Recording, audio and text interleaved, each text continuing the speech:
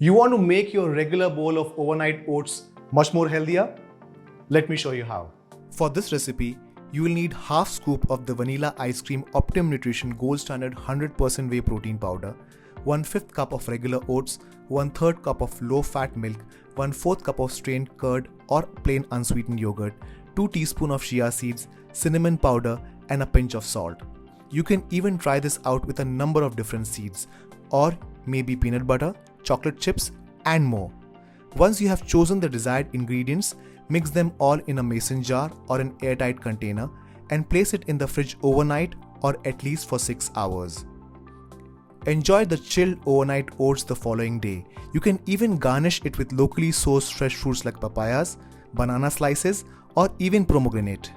While I've used vanilla flavor for this recipe, you can also opt for Optimum Nutrition Gold Standard 100% whey flavors like peanut butter, milk chocolate, or double rich chocolate.